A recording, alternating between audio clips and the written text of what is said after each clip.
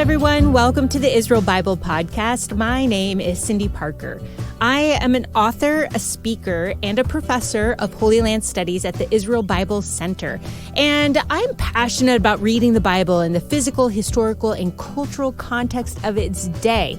And I really love having these sorts of geeky conversations with people about new things. So in this podcast, I'd like to invite you to join me as I sit down each week with other faculty members of IBC to discover new aspects of the Bible. This week, I am joined by the founder of Israel Bible Center, Dr. Eli Lizorkin-Eyzenberg. He has written so many interesting courses for IBC, so it's a little bit of a challenge to decide which course I wanted to highlight here. I finally landed on Jewish Insights into Scripture, Part 1, which was so popular it led to a Part 2, but I will try to limit myself to a couple of the gems that are found in Part 1 of the Jewish Insights into Scripture course. Of course, you can find so much more than what we talk about here in the IBC course. I think that the style and the format of this course is really quite unique in that every single session addresses a new story and becomes an invitation to notice ignored details that are in the text.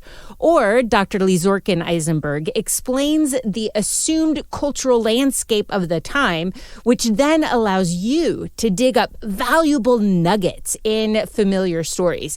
You don't have to watch the sessions in order, but you're likely going to find yourself binge watching the sessions as you are drawn into the excitement of what you are learning. So in the podcast, this is only a small taste of what is available in the full course. I started this conversation by observing that a lot of students have taken this particular course, and I asked if it was one of the first ones that he created for IBC. Actually, it was not one of the first courses I started to develop. It came along more in the middle, I should say, of development of close to 40 or more by now, various courses that we've developed. And I don't think that this is necessarily foundational. It is a fantastic course. And I hope if you take it, and when you take it, I'm talking to the student, I hope you agree with me. But I think there's so many courses that we have that could be, on one hand, called foundational, and on the other hand, be really one of maybe 15 or 20 courses that are really that good and covering so many topics with the depth of insight that we haven't seen before. There's like all these little nuggets. It's such a gem of a course because it's each segment is such an interesting take on these insights that are maybe not commonly talked about in the Western church anyway. Yeah, well, I remember when I was many, many years ago, when I was mentored by a pastor of a New York church. His name was Reverend Ronald Weinbaum. Terrific man. And I remember when I was, 20 years old or 20-something years old, I rented a room from him for 3 years. And so we engaged in many, many conversations. And very often, I would try to sell him an idea, an interpretation from the scripture.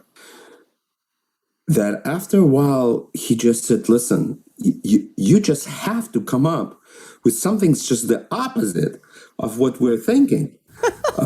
After a while. And after a while, I started thinking, this seems to be actually exactly what I'm doing. And this is exactly how I'm getting to it. Now, to spice this up a little bit, there is another great mentor of mine, Professor Daniel Boyarin of UC Berkeley. You might be thinking, can anything good come out of Berkeley? And I don't know. But certainly Professor... Robert Alter is at Berkeley. We love Robert Alter. That's true. There's many wonderful people in Berkeley. Many. But anyways, Daniel Boyarin is certainly fascinating, perhaps one of the most fascinating scholars living in the still with us, thank God, in the 20th and 21st century. In any case, one time I had a marvelous privilege to be taken out to lunch by Daniel Boyarin. And I asked him, I said, Daniel, how do you arrive to this seemingly always new envelope pushing ideas of yours? He says, well, my mother told me this in the beginning. She says, when I was a kid, that I used to do the same thing in the childhood. He's telling his story, is that I would take a theory and then I would think about what's the opposite of this theory. And then he says, what I would do is I would check both the normal explanation and the exact opposite of the normal explanation. He says, and I was after a while amazed how many times the explanation that was the opposite of the traditional interpretation actually had more evidence. You told me that, I know this is coming up, that you do want to talk with me about the Samaritan woman, but this is a prime example. It is true. We will be discussing the Samaritan woman, but you will have to wait a couple weeks for that conversation. I did not want Dr. Eli to get off track too soon. We are still only covering the basics of the course, and it is really informative to hear him talking about forcing yourself into willingly engage familiar stories from a new perspective. But as you'll see, Dr. Eli is not dogmatic about his ideas. He's just inviting you into the excitement of discovery. That explanation you were just giving about looking at the exact opposite of the explanation, it kind of goes with the description of your course, Jewish Insights into Scripture, because on our website, it says, be ready to have the traditional interpretations of familiar passages discussed and often challenged to the core. Yeah, of course, we don't mention all the wonderful traditional interpretations that are actually true. So, in other words, this is not a course that is somehow anti-traditional. Yeah. This is this is course anti-fake news in the Bible interpretation, really. Okay, so as long as the tradition sticks to the biblical guns, we don't mind it. We don't need to challenge it. The moment it departs and we catch the mistake, we'll tell you. Yeah, so I think it's great because it helps people feel comfortable with challenging maybe preconceived ideas, which is always a good practice for us to have. So I think we should practice this. And of course, we can't go through all the gems that you have in your course. So I'm just going to choose one or two, and then people can go take the course and go through everything else. So one of them, because I think this is really interesting because we are dealing with a translation issue and a cultural issue that is unintuitive for people if they're doing a plain reading of the text. So this one is from Luke 14:26. Jesus is walking. Crowds of people are following him. And he seems to just randomly turn around and tell the crowds, if anyone comes to me and does not hate his own father and mother and wife and children and brothers and sisters, and yes, even his own life, he cannot be my disciple. What on earth, right? It seems like Jesus is telling everyone to hate every valuable family member, and it just doesn't seem to make sense. So help us kind of look at this in a new way. I think that traditional way of looking into this actually, believe it or not, arrives this time to perfectly fine conclusion. And that is, in comparison for your love of God, your love for your human love, for your family, could be called hate. Okay? So something like that. So basically, traditional interpretation says, listen, this is a matter of priority. This is not really meant. Jesus didn't really mean to say that you must hate, okay? It's the issue of priority in comparison. So it actually, in this case, in traditional interpretation, arrives, I think, to me, more or less to the right conclusion, to the conclusion that I also reached, but a different way. And this insight actually originally comes, and I don't know where he's got it from, but it originally comes from the late Lord Rabbi Jonathan Sachs, one of his best books called Not in God's Name. That's it, Not in God's Name. Everyone, after signing up for this course, should go get the book. I'll put a link down in the episode notes of that It's episode. a fantastic book. And what he points out there is that the word soneh, the Hebrew word that we today translate pretty much only as to hate, used to mean to love someone less, at least in some biblical circumstances.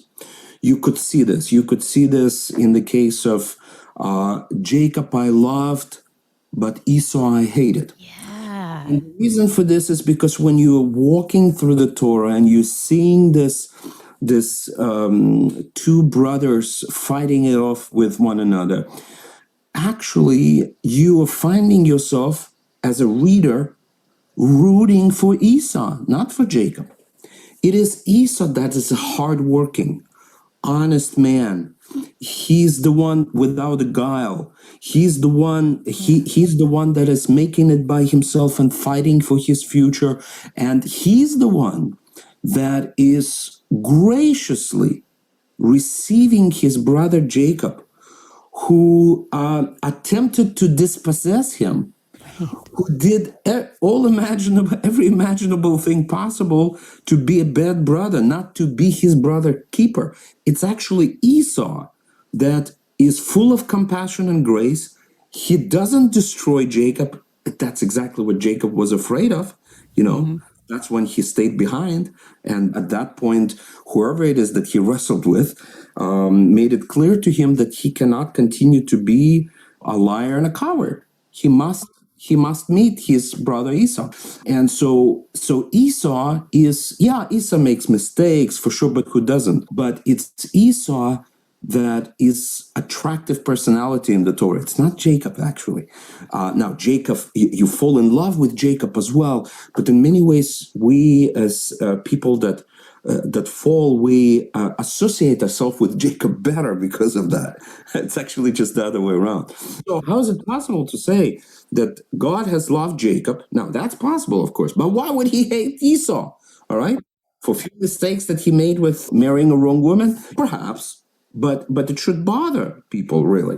However, if you look at this, as Rabbi Sachs has pointed out, that very often in the biblical Hebrew, this word did not mean hate. It meant loving someone less. Of course, we see this in other topics as well. And so we arrive, in this case, to essentially the same conclusion as the traditional interpretation does. Right. Yeah. It sort of arrives to it a bit not a wrong way, but just a different way. Right. It's both a cultural and a language issue, right? And again, there's so many of us, not everyone listening to the podcast, because we have people around the world listening to it from different cultural vantage points, but so many of us come from a Western standpoint where it's an individual decision, and love and hate are very emotional. And the Hebrew Bible is just different in its use of love and hate. Even love is devotional, is trustworthy more than it is like an issue of the heart. Yeah. And, perhaps the way to look at this is to say, not necessarily that the Western way is this way and the Eastern way is that way. Because, in the Bible, whether you take the book of Genesis or you take its later additions and editings here and there, the Bible has gone through variety of sort of locales and different kinds of people under inspiration of God's Spirit really touched its texts, so to speak, and shaped its text in its finality. And so it is more that this concept is not uniform. So I think there are verses in which actually you could translate it as today our Western individualistic or not hate. but not in all times. And maybe this is really the touch that we need to see here, is that it has other kinds of translation options. And this is the case very, very often. We must not be afraid to say that this is a translation option. So, for example, in Romans chapter 11, and I don't think you were planning to talk about that, but the famous verse that about the branches representing the Jewish people that would be broken off. It's interesting. Not only the Greek, the Judeo-Greek doesn't say broken off. It just says broken. Not only does it say broken, this is just one translation option. The other translation option is bent. Now, there is a world of difference between broken off and bent. Right. The difference is like, this cannot be more different. So I think, and of course, in the Bible interpretation, listen, we should not come down too hard, I think, on the self-sacrificing, many years worth of heavy-duty work of the Bible translators throughout the century. So these men and women, mostly men, are heroes of the faith. Really, they're heroes of the faith that have done an enormously important work for the body of the Jewish Christ, for sure. But they will be the first ones to tell you that there were times when they did not know what to choose, which option to choose.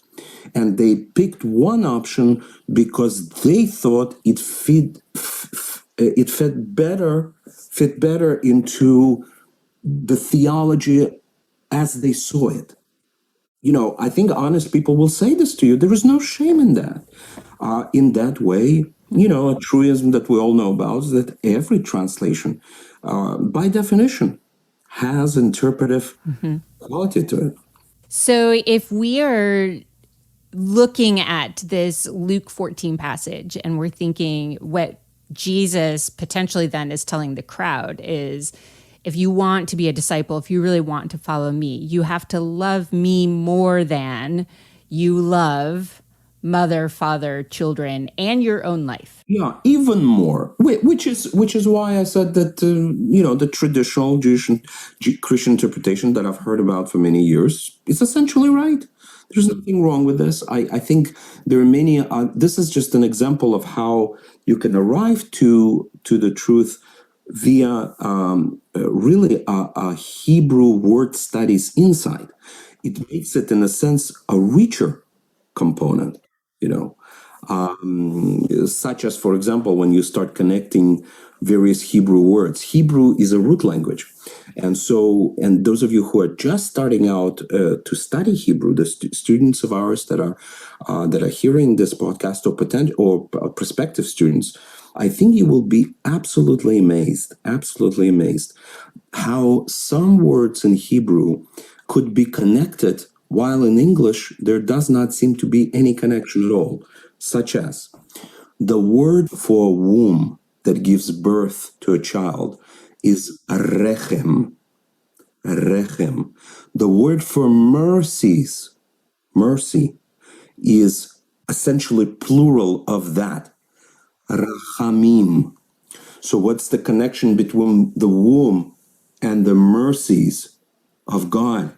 I don't have to explain it to you, but unless you know that it's got the same connection, the same root, we will not see in English any meeting between these two concepts, right? Or take the Hebrew word for a large road, kvish.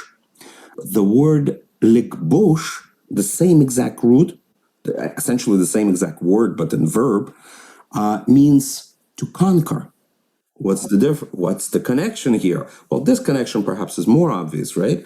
Because in the ancient Near East, if you want to go to Africa, to Europe, to Asia, this is why everyone is fighting for this small piece of land, because this is the way through. This is money. Whoever controls the road He is the conqueror. You're speaking my language.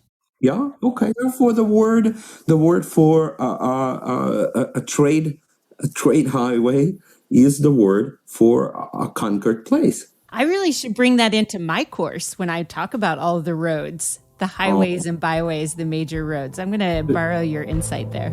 You could write it down. Give me credit. If you do not read or speak Hebrew, Israel Bible Center can help. Professor Shear teaches several courses that not only introduce you to the basics of biblical Hebrew, but also coach you through reading Hebrew scripture, scrolls, and prayers.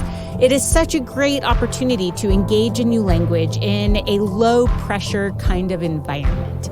Let's get back to Luke and what seems to be another related conversation. In Luke 9, it's actually mentioned in Matthew 8 as well. But in Luke 9, a man offers to follow Jesus wherever he will go. And yet when Jesus extends the invitation, the man says, "Sir, first let me go and bury my father." Now this seems like a reasonable request, but Jesus replies, "Follow me and let the dead bury their own dead." This is where things seem a bit cryptic. So I asked Dr. Eli. It's one of those texts that either a believer has to find an answer for that's reasonable, or he or she has to, so to speak, stick his head into sand and pretend it's not there. Because those things are, there are some truly embarrassing and disturbing things, such as this encounter. But I want to go back for a second to that hating your father and mother. You see, when we ask this question, what does Jesus mean by hating? What we don't understand, I think, or don't give enough of the weight to this question, is not only what does it mean, but how absolutely ungodly it sounds. Just unbelievably ungodly, because yes, you are not commanded to love your father and mother. That's true. You're commanded to honor them, but honoring is the direction of love. It is not dishonoring that is the connection of hate. By the way, while I'm here, they say that how do you know that you're getting old? That's when you sit down to tie the shoelace, and then you say, what else I can do while I'm here? So so the question, the issue with honor and dishonor is a beautiful comment. Let me just make this because I can't pass this by. This is so beautiful. No, do it. So the honor, and we've heard this actually in churches. This is one of those Hebraic insights that kind of made it into many churches. The word honor has this, is kavod. Its root meaning basically is heaviness. Someone who is essentially something or someone that is sort of has its firmness. It stands on its own feet. It's not bubbling. It's not wobbling. It's not easily moved. It's got the heaviness. And so we're to treat the parents as people with that kind of essential weight in light. We even say this in English. This should not be taken lightly. Right, exactly. That's the opposite of this. Okay, that's the opposite of this. Now, the opposite of honor is dishonor, of course, right? In English, and in Hebrew, the word for dishonor, if I'm not mistaken now, is kalon. I think it's kalon, but the point is that it comes from the another root word that means kal, which means light.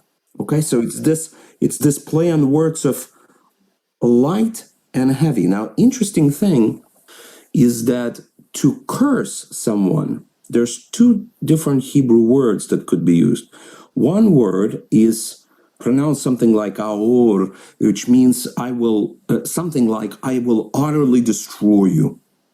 This is back to Genesis 12, when God speaks about whoever blesses you will be blessed, whoever curses you will be cursed. What's interesting is that when we read this text in English, we miss out completely on what's there in Hebrew text. Because in the Hebrew it says, whoever blesses you, I will bless.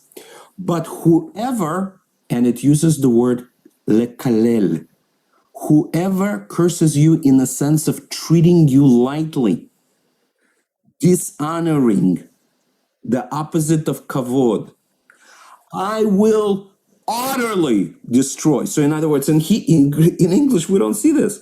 We think, I will bless those who bless you, and those who will curse you, I will curse. But it's not what it says. It says, I will bless those who bless you, and those who will treat you lightly, I will utterly destroy. It is an entire different, I don't know how I got there, but I have an ADD, and it helps me. It helps me, and I'm proud of it, and people love it, because one thing connects for me with another. Now, that's right. You wanted me to talk about something else. You wanted me to talk about how when a young man, presumably he was young, and Yeshua tells him to follow him, and he says, I would do that. I just need to take care of one thing. I need to go and bury my father. And Jesus says at this point, no, which is already a shocker, a shocker. Let the dead bury the dead. You come with me and proclaim the kingdom of God. Now, what's so problematic here? Well, again, it's the issue of honoring of a father. Honoring of a father. There is nothing in the Jewish tradition that is considered to be so important of an honor as to accompany departed person to his or her grave, especially when this is a person of a fatherly relationship to you. So forget about how terrible this sounds to us moderners, okay? But it sounds almost triple to the ancient Jewish ear. Now, other than that, the traditional Christian interpretations that you most likely heard. Now, perhaps you've heard others, and it's very possible that you've heard mine also. Who knows? Whether it's right or not, I don't know for sure. I will let you decide, okay? But to me, it makes sense.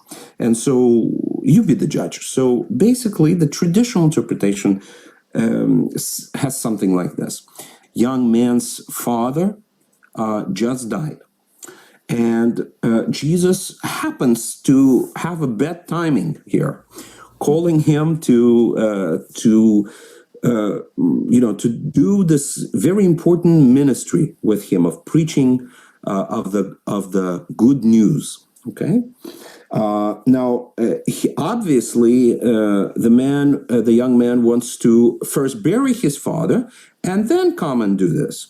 Now, Jesus says to him in this case, now I'm paraphrasing in terms of meaning, is that Jesus says, listen, as much as the human and physical relationship of a fatherhood and sonship is important, but they are paling in comparison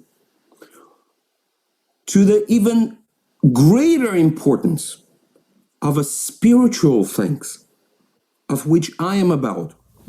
And so I am inviting you, young men, to leave the burial of your deceased father to physical people, the dead people. They're spiritually dead. And so let them take care of such a minute, less important, physical, material. I'm exaggerating, of course. Now, for this explanation, you need to be familiar with the way to bury people in the first century. And if you've been to Israel, you've likely seen the graves and, significantly, the ossuaries or the bone boxes. So when people died, they were placed in something like a bench inside of the family tomb. And after the flesh and the muscles decomposed, the bones were gathered and placed into the ossuary and set in another part of the tomb. So back to Dr. Eli's description. Now, the first stage would be when the person is deceased, he would be placed by the way, not by children, not by relatives, but by special Jewish workers that are trained in the biblical laws regarding burials. I don't know what they were called in the first century. I have a suspicion. But I do know that today, in the modern Hebrew, we call them kavranim. Kavran is someone who works with kever, a grave, a graver, basically. So you had this special class of people that knew how to touch, what not to touch, what to say, how to do this. It wasn't the family members that were essentially doing the burials, okay? And this was the case of the first burial, and it was the case with the second burial as well. My suspicion is that they were called some Aramaic or Hebrew word that in Greek got translated and then translated into English as the dead people, as the dead. And so my hypothesis is that when Jesus is saying to the young man, let the dead bury the dead, he's saying to him, listen, do not use this excuse that your father has died long time ago. And he's now going through this period of essentially decomposition. First of all, it's not you who's going to be doing this anyway. The gravers will do the job. The bone carriers, so to speak, will do the job. The dead will bury the dead. You come and proclaim the kingdom of God. Why was this also so important to come and proclaim the kingdom of God now and not next year? Is because the year that Yeshua came was the exact year of the Jubilee. So it couldn't be before, couldn't be after. So those are the kinds of enormously important insights that you will find all over Israel Bible Center.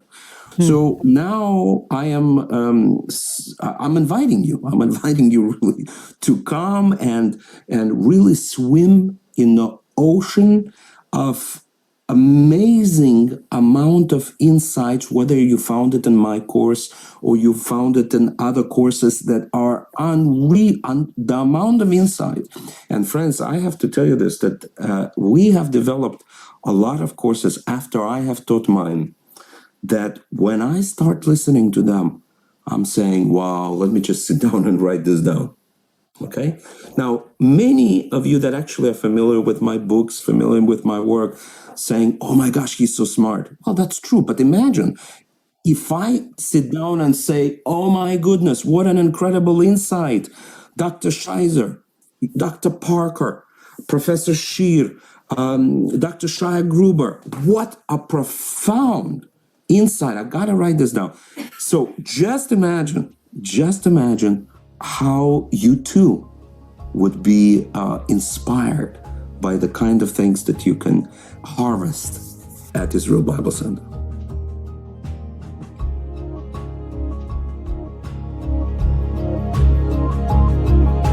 And as a thank you for listening to the podcast, when you register for a course, use the coupon code Israel and you'll receive a free surprise.